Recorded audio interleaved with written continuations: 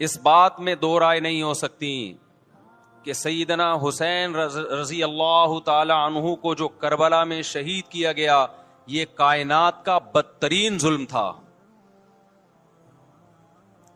جس نے آپ کی گردن مبارک پہ تلوار رکھی اس کی بدبختی میں دو رائے نہیں ہو سکتی. بہت ہی کوئی شقی اور بدبخت جو نواسہ رسول صلی اللہ علیہ وسلم کے قتل کی طرف بڑھا, بہت ہی کوئی بدبخت اور بدنصیب جو کوفہ کے گورنر ابن زیاد کے کہنے پر نواسہ رسول سے لڑنے کے لیے نکلا, جو اس ظلم کو ظلم نہیں مانتا, وہ بھی اپنے آپ کو جہنم میں جانے کے لیے تیار کر رہا ہے. پھر کربلا میں ایک بڑا ظلم یہ ہوا کہ صرف سیدنا حسین ابن علی کو شہید نہیں کیا گیا, آپ کے ساتھ جتنے مرد تھے سب کو شہید کر دیا گیا. لیکن ہمیں پیغمبر صلی اللہ علیہ وسلم اور صحابہ کی سیرت میں کیا ملتا ہے؟ میں ایک آیت سے آپ کو سمجھاتا ہوں.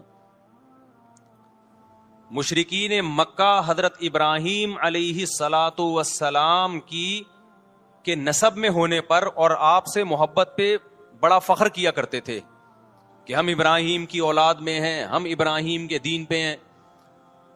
اللہ نے کیا فرمایا رسول اللہ صلی اللہ علیہ وسلم سے کہ ان اول الناس بابراہیم للذین اتبعوہ, اے نبی آپ ان سے کہہ دیجئے ابراہیم سے محبت کے خالی پیلی کے دعوے مقبول نہیں ہیں. ابراہیم کے زیادہ حقدار وہ ہیں جو ابراہیم علیہ السلام کی اتباع کرتے ہیں, اور یہ پیغمبر اور صحابہ یہ ابراہیم علیہ السلام کے دین کو فالو کرتے ہیں, اور تم ابراہیم کے دین کو فالو نہیں کر رہے, ان سے محبت کے دعوے دار ہو. تو خالی محبت کے دعوے داری اللہ کے ہاں مقبول نہیں ہے. اللہ کے ہاں وہ محبت کی دعوے مقبول ہیں جس میں آپ محبوب کو فالو کر رہے ہوں. سیدنا حسین ابن علی رضی اللہ تعالی عنہ جو جنت کے جوانوں کے سردار ہیں, آپ سے محبت کا دعویٰ اس وقت مقبول ہوگا جب آپ سیدنا حسین کی سیرت کو فالو کریں گے. رونا پیٹنا ماتم کرنا یہ سیدنا حسین اور اہل بیت کی سیرت نہیں ہے. صبر کرنا, ظالم کے سامنے ڈٹ جانا, جان کے خوف سے اپنی پالیسیوں سے پیچھے نہ ہٹنا, یہ سیدنا حسین ابن علی رضی اللہ عنہ کی سیرت ہے جو آج ہمیں کہیں بھی نظر نہیں آتی.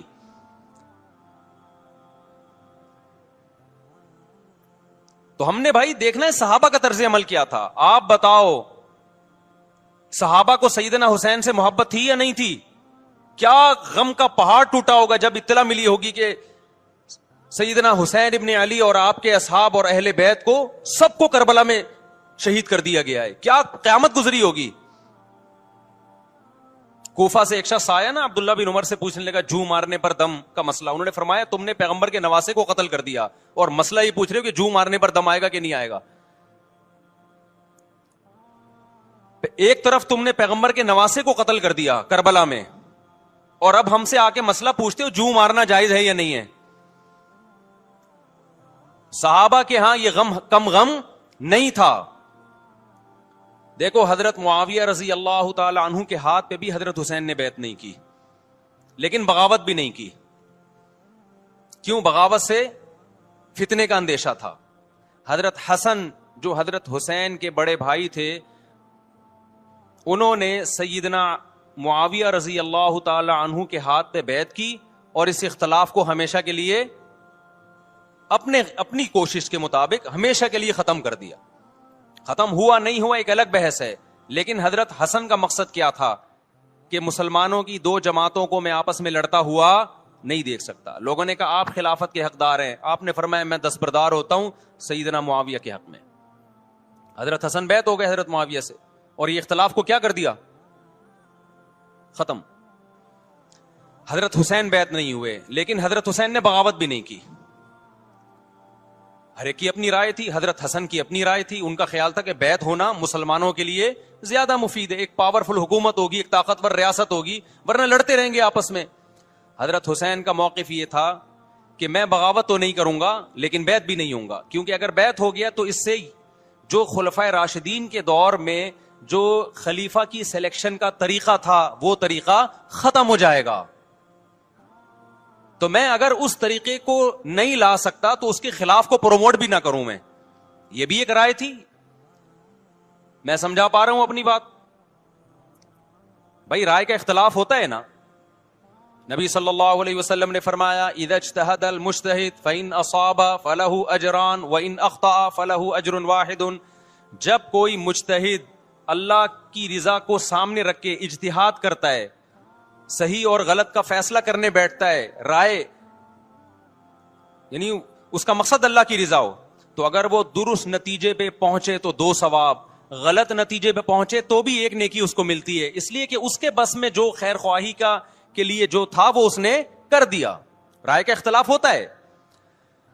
تو حضرت حسن رضی اللہ تعالیٰ عنہ بیعت ہوئے حضرت معاویہ کے ہاتھ پہ. سیدنا حسین نہ بیعت ہوئے اور نہ آپ نے بغاوت کی, خاموشی اختیار کی.